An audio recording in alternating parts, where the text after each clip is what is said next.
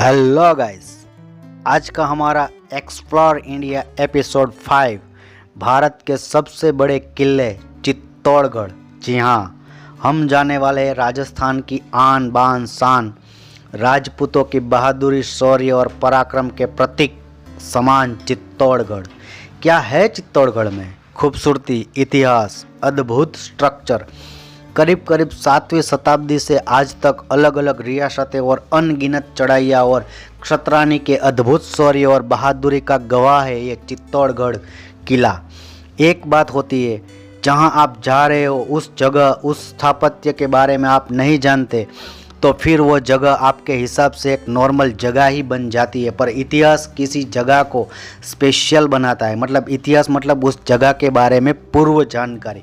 अभी के चित्तौड़गढ़ शहर से होते हुए आप चित्तौड़गढ़ किले पे जा सकते हो और वहाँ जाने के लिए आपको स्टेप बाय स्टेप 7 ऐसे गेटों से गुजर कर जाना पड़ सकता है, मतलब पड़ेगा। जैसे ही हम दुर्ग पर चढ़ने की तैयारी करते हैं वैसे ही धीरे धीरे और हर जगह पे एक दरवाज़ा आता है और उसी दरवाजे से होते हुए, और कोई रास्ता ही नहीं है, उसी दरवाजे से होते हुए ऐसे 7 गेट हमें पार करने पड़ते, तब जाके हम दुर्ग के परिसर में पहुंचते हैं। तो गाइस, जैसे ही हम परिसर के अंदर एंट्री लेते हैं तो सबसे पहले हमारे सामने राणा कुंभा का महल आता है। राणा कुंभा विक्रम संवत 1410 से 1433 तक चित्तौड़ राज्य के सिंहासन पर विराजमान थे और राजा बनते ही पिता के खून का बदला लेने का काम किया, लेकिन चाचा का पुत्र और महपा मालवा के सुल्तान के यहाँ चरण ली, मतलब उसकी देखरेख में पहुँच गए। राणा कुंभा ने अपने दुश्मनों को न सौंपने के हाल में राणा कुंभा ने सुल्तान महमूद खिलजी पर आक्रमण कर दिया और सुल्तान हारकर भाग गया।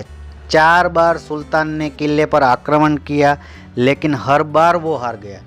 इस विजय के उपलक्ष्य में राणा कुंभा ने चित्तौड़ दुर्ग में कीर्ति स्तंभ बनवाया।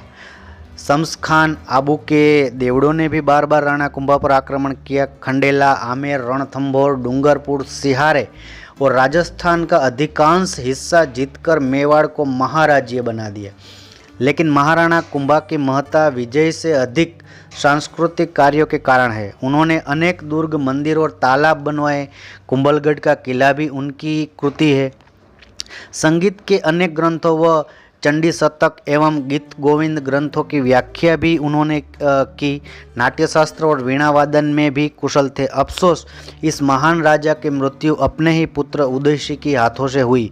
माना जाता है कि अभी का जो उदयपुर है, उस उदयपुर के राजा उदयपुर का जन्म भी इसी जगह, इसी महल में हुआ था।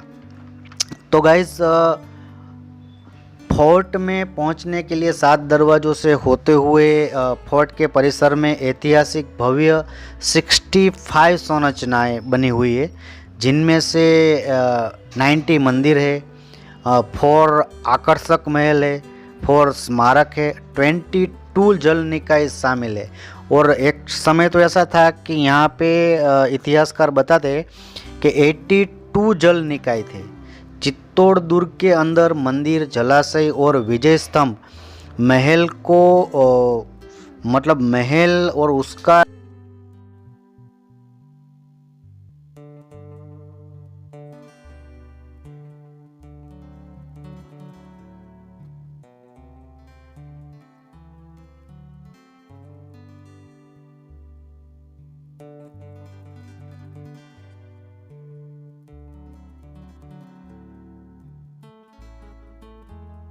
तो गाइस, साल 2013 में यूनेस्को द्वारा फोर्ट को वर्ल्ड हेरिटेज प्लेस में शामिल किया गया और आज फोर्ट की निगरानी एएसआई करता है।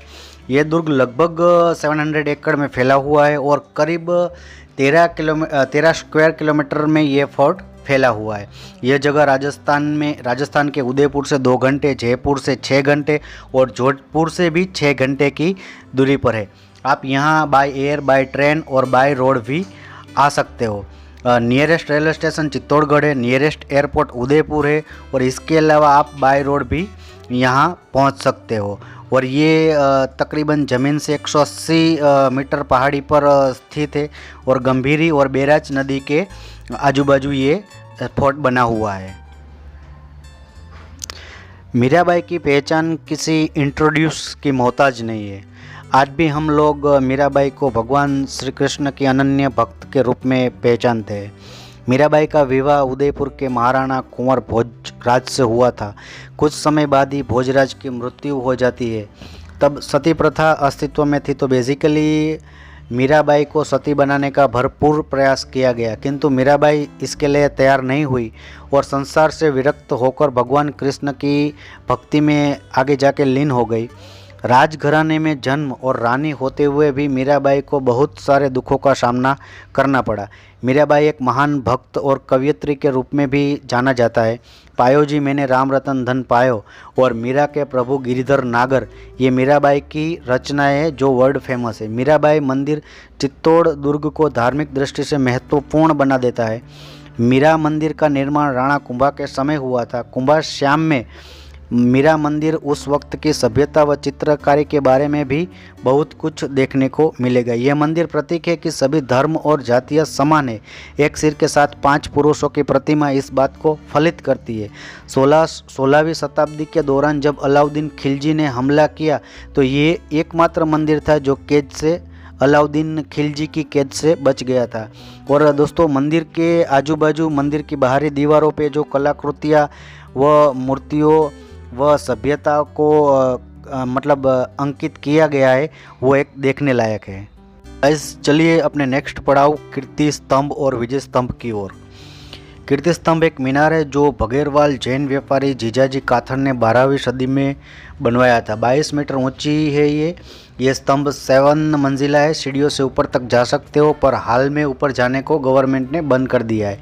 इसमें जैन पंथ से संबंधित चित्र भरे पड़े हैं। और गाइस, कीर्ति स्तंभ विजय स्तंभ से भी पुराना है। विजय स्तंभ एक मीनार है, टावर है। इसे मेवाड़ नरेश राणा कुंभा ने महमूद खिलजी के ऊपर विजय प्राप्त करने के उपलक्ष्य में 1450 में बनवाया था। और गाइज, यह राजस्थान पुलिस और माध्यमिक शिक्षा बोर्ड का प्रतीक चिन्ह भी है। इसे भारतीय मूर्ति कला का विश्वकोश और हिंदू देवी देवताओं का अजायब घर भी कहते हैं। इसकी ऊंचाई 122 फीट, चौड़ाई 30 फुट और 9 मंजिला इमारत के रूप में ये खड़ा है। इसे विष्णु स्तंभ भी कहा जाता है। नीचे से चौड़ा, बीच में से पतला और फिर ऊपर चौड़ा, मीन्स डमरू के आकार में इसे बनाया गया है। ये फोर्ट 7वीं शताब्दी में मौर्य शासकों ने बनवाया था। मौर्य राजा चित्रांग ने दुर्ग का नाम चित्रकोट रखा था। फिर मेवाड़ के गुहिल राजवंश के स्थापक बप्पा रावल ने 8वीं शताब्दी में इस दुर्ग को फतेह करके दुर्ग पर अपना शासन कायम किया था। थोड़े ही समय के बाद मालवा के राजा मुंज ने चित्तौड़गढ़ फोर्ट पर अपना आधिपत्य स्थापित किया। फिर एक और बार गुजरात के पराक्रमी राजा सिद्धराज जयसिंह ने यह फोर्ट जीत लिया। 12वीं शताब्दी आते आते फिर एक बार ये दुर्ग गुहिल राजवंश के अधिकार में आ गया। ये दुर्ग अलग अलग समय पर मौर्य, सोलंकी, खिलजी, गुहिल, प्रतिहार, चौहान और परमार राजवंशों के अधीन रहा। फिर 15वीं से 16वीं शताब्दी के दरमियान चित्तौड़गढ़ फोर्ट पर 3 बार आक्रमण हुआ। तो गाइस, आपको थोड़ा ये अजीब लग रहा होगा कि ये अलग अलग समय पर फोर्ट पर हुए हमले का सच है, तो ये एकदम सच है। और कहने का तात्पर्य ये है कि उस दौर में भी फोर्ट की भव्यता कैसी रही होगी कि कोई भी राजा फोर्ट को जीतने के अपने मंसूबे को अपने आप से अलग ना कर सका। फिर 1535 में गुजरात के शासक बहादुर शाह ने दुर्ग पर अपना कब्जा जमाया। तब रानी कर्णावती ने दिल्ली नरेश हुमायूं को राखी भेजकर मदद मांगी और अदम्य साहस और वीरता का प्रदर्शित करते हुए 13,000 रानियों के साथ जौहर किया। तो गाइस, जौहर क्या होता है? जब कोई बाहरी आक्रांता किसी राज्य पर चढ़ाई करके राज्य को जीत लेता है, तब राज्य की औरतें और रानियां अपने आप को बचाने के लिए सामूहिक अग्नि स्नान कर लेती है। उसे जौहर कहा जाता है। तो अकबर भी पीछे क्यों रहता? लगभग 1600 के आजू बाजू अकबर ने भी फोर्ट पर चढ़ाई करके इसे जीत लिया। तत्कालीन राजा उदय सिंह ने कोई सामना करे बगैर वहाँ से भागकर फिर आपका आज का उदयपुर शहर बसाया। तो ये फोर्ट कैसे कौन सी चीज़ के लिए याद रखे? मीराबाई, रानी पद्मावती, अलाउद्दीन खिलजी, राणा कुंभा, राजा उदय सिंह और उदयपुर का इतिहास और इतने सारे राजवंशों की लालसा उसे जीतने के लिए।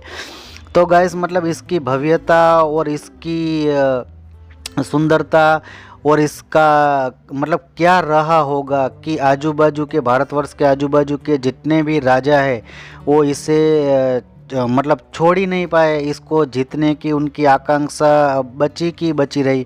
अभी ये हम देख रहे हैं यहाँ पे ऐसे 22 अभी के दौर में जल निकाय है और अभी भी उसकी शान और शौकत व भव्यता से एकदम ये किला अपने आप में एक राजपूताना के संदेश को और राजपूताना के आन बान और शान और हिंदुस्तान के गौरवान्वित जो इतिहास है उसको लेकर आज भी अपने आप को बचाए हुए।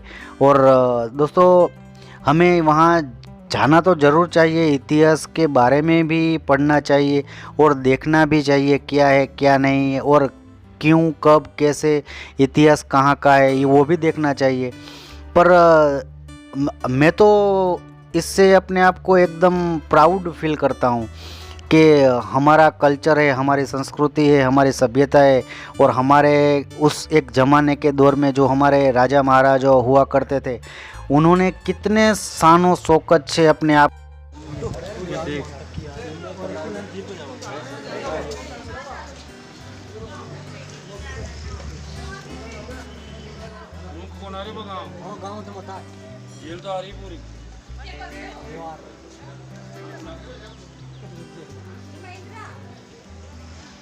तो गाइस चलिए इतिहास के एक और सुनहरे पन्ने की ओर। रानी पद्मावती। रानी पद्मावती चित्तौड़ की रानी थी। 13वीं शताब्दी में पद्मावती की सुंदरता के साथ शौर्य और बलिदान का विस्तृत वर्णन मिलता है। गंधर्व सेन जो हाल का श्रीलंका सिंहल द्वीप है अपनी पुत्री पद्मावती के विवाह के लिए उनका स्वयंवर रचाया। राजा मलखान सिंह को पराजित करके राजा रत्न सिंह ने पद्मावती पर अपना अधिकार कायम कर दिया। बाद में धामधूम से शादी करके उसे चित्तौड़गढ़ यानी हाल के फोर्ट में ले आए। फिर उनका जीवन एकदम तरीके से और एकदम कंप्लीट ही चल रहा था। फिर उस काल में राघव चेतन नामक संगीतकार बहुत प्रसिद्ध था और राजा रत्न सिंह राघव चेतन का बहुत मानते थे। फिर कहा जाता है कि वो जादू टोना भी जानता था। कुछ राज्य के खिलाफ गतिविधियों में वो पकड़ा जाता है और उसे देश निकाल मतलब उसे राज्य बाहर कर दिया जाता है। अपने अपमान और देश निकाले से वो बदला लेने के लिए आमादा हो उठा। उसके जीवन का एकमात्र उद्देश्य रह गया चित्तौड़ का विनाश।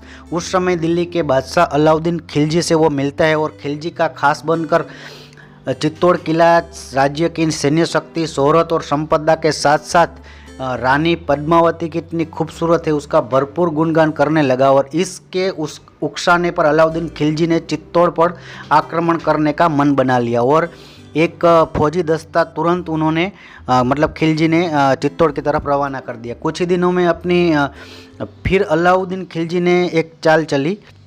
पहले वो आता है और देखता है कि वो 7 अभेद्य जो किला था वो तो किसी भी तरह वो पार नहीं कर सकता।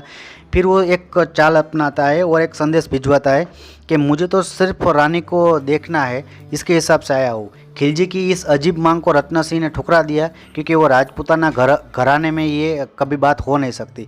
लेकिन वो जब पद्मावती को बहन बोलता है तब जाकर और सिर्फ शीशे के प्रतिबिंब में देखना चाहता है, फिर जाके राजा रत्न सिंह तैयार हुए। फिर क्या होना था वही हुआ, धोखा जो हमें पता है। राजा रत्न सिंह खिलजी को 7 दरवाज़ा क्रॉस करके छोड़ने बाहर गए तब खिलजी ने राजा रत्न सिंह को धोखे से बंदी बना लिया। फिर रत्न सिंह को छुड़ाने के लिए पद्मावती ने एक योजना बनाई और संदेशा भिजवाया कि वो समर्पण के लिए तैयार है। फिर नारी भेष में पद्मावती ने लड़ाके भेजकर खिलजी पर हमला कर दिया और रत्न सिंह को छुड़ा लिया। अपनी नाकाम युक्ति होते देख खिलजी जल्ला उठा और आक्रमण कर दिया, पर किला अभेद्य था। कुछ ही दिनों में किले में खाने पीने के सामान की दिक्कत हो उठी तो मजबूरन दरवाजे को खोलना पड़ा और खिलजी की सेना का सामना करना पड़ा। एक तरफ मेवाड़ की छोटी सेना और दूसरी तरफ दिल्ली की बड़ी सेना। तो कहने का मतलब कि रत्न सिंह तो हारने ही वाले थे और आखिरकार वो शहीद और वीरगति को प्राप्त हुए। अब खिलजी को लगा कि वो पद्मावती को पा लेगा, पर उसे कौन समझाए। रानी पद्मावती एक क्षत्रिय रानी थी जो अपनी आन बान और शान के साथ कभी समझौता नहीं करती।